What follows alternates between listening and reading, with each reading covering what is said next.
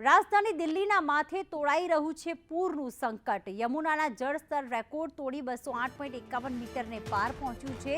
યમુના નદી ભયજનક સપાટીથી 2 મીટર ઉપર વહી રહી છે। વર્ષ 1978નો 207.49 મીટરનો રેકોર્ડ તોડ્યો છે યમુના નદીએ। દિલ્હીના નીચાણવાળા વિસ્તારો પાણીમાં ગળાડૂબ। આગામી 24 કલાક દિલ્હી માટે અતિ ભારે છે। હથણી કુંડમાંથી દર કલાકે યમુનામાં પાણી છોડાઈ રહ્યું છે। દર કલાકે 1 થી 2 લાખ ક્યુસેક પાણી છોડવામાં આવી રહ્યું છે। પૂર પ્રભાવિત વિસ્તારોમાં 144ની કલમ લાગુ કરી દેવાઈ છે। તો નીચાણવાળા વિસ્તારોમાં એનડીઆરએફની ટીમ તૈનાત કરવામાં આવી છે। 16,000થી વધુ લોકોનું નીચાણવાળા વિસ્તારમાંથી સ્થળાંતર। 100 વર્ષમાં દિલ્હીમાં યમુનામાં પહેલીવાર આટલું પાણી ભરાયું છે। તો દિલ્હીના યમુના રાજ જોવા મળી રહ્યું છે, કારણ કે દિલ્હી આખું જળમગ્ન બની ગયું હોય તેવું દ્રશ્ય। એક તરફ યમુનાનું રૌદ્ર સ્વરૂપ સામે આવ્યું કે નદી 2 કાંઠે તો વહેતી થઈ, પરંતુ સાથે સાથે સ્થળાંતર જે વિસ્તાર હતા, સ્થાનિક વિસ્તાર હતા, જે સ્થાનિક રહીશો વસવાટ કરતા હોય છે, ત્યાં પણ યમુનાનું પાણી પહોંચી ગયું હતું। દિલ્હીના રોડ રસ્તા પાણીમાં ગરકાવ, ઘરો પણ અડધા પાણીમાં ડૂબ્યા।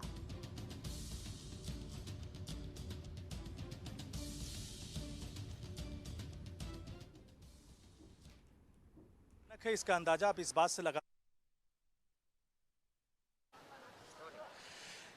दिल्ली की बाढ़ कितनी भयानक है इसका अंदाजा आप इस बात से लगा सकते हैं कि 1978 में भी जब फ्लड आया था, जो कहा जाता है कि इतिहास में बहुत बड़ा फ्लड था, उस वक्त भी लाल किले के पिछली बाउंड्री पर इस तरह का नज़ारा नहीं देखने को मिला था।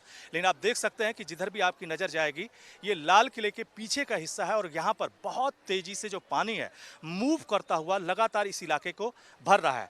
यहाँ तक कि 10 बजे जब हम लोग यहाँ पर रिपोर्टिंग करने के लिए आए थे, तब यहाँ से गाड़ियाँ की आवाजाही चल रही थी, लेकिन फिलहाल यहाँ पर गाड़ियों की आवाजाही जो है उसको बंद कर दिया गया है।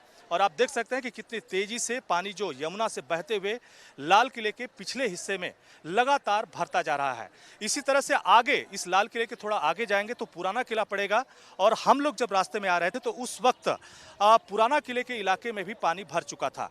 और खास करके आगे आपको देख रहे होंगे कि बहुत सारी गाड़ियां दिखाई दे रही हैं।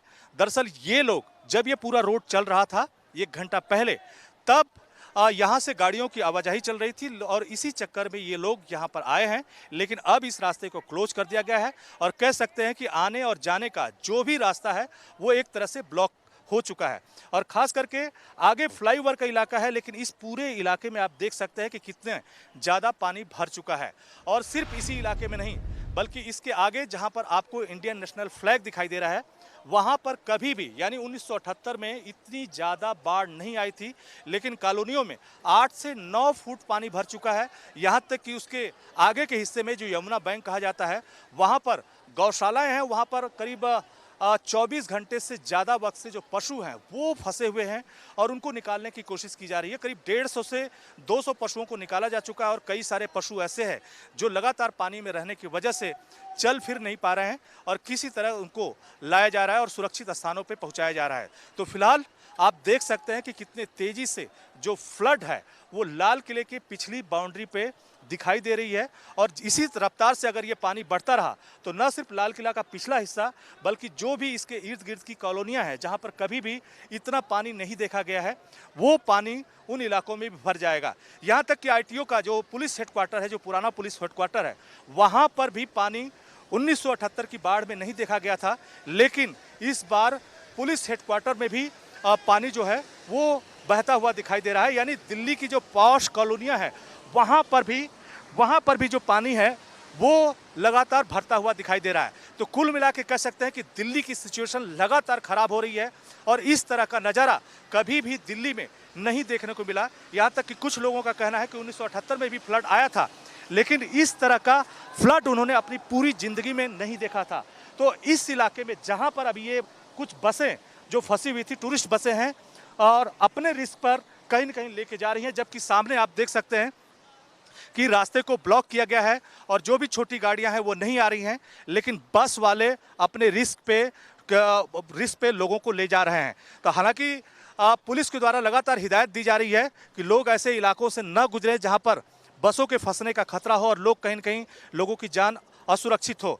तो कुल मिला के 16,000 से ज़्यादा लोग जो है सुरक्षित स्थानों पे पहुंचाए गए हैं, लेकिन जिस तरह से बाढ़ लगातार ये बढ़ रही है उससे ये अंदाजा लगाना मुश्किल नहीं है कि कितनी बड़ी संख्या में लोग इससे प्रभावित होंगे।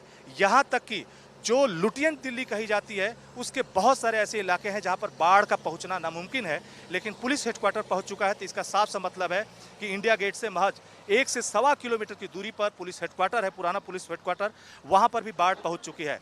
तो इस बाढ़ ने लगभग दिल्ली के अधिकतर इलाके, लो लाइन तो डूबी चुका है, लेकिन जो पॉश इलाके कहे जाते हैं उधर भी लगातार पानी भरता जा रहा है। यहाँ तक कि जिस रोड से हम लोग रिपोर्टिंग कर रहे हैं इस इलाके में हम लोग अभी गाड़ियों से चल के आए थे, लेकिन ये इलाका अब पूरी तौर पे डूब चुका है। और पानी का करंट कितना तेज है इससे आप अंदाजा लगा सकते हैं कि पानी कितना तेजी से लाल किले के पिछले हिस्से पे भर रहा है, जबकि इसके आगे अगर जाते हैं तो 400 मीटर आगे पर उसका फ्रंट साइड है और उधर भी पानी बढ़ता हुआ दिखाई दे रहा है। तो फिलहाल ये दिल्ली की बाढ़ की स्थिति है, लोग इससे खासे प्रभावित हैं और जो दिल्ली सरकार है उससे भी लोग नाराज हैं कि जब ये फ्लड आई थी तो जितनी तेजी से इवैक्यूएशन करना चाहिए था उतनी तेजी से राहत और बचाव के काम नहीं किए गए।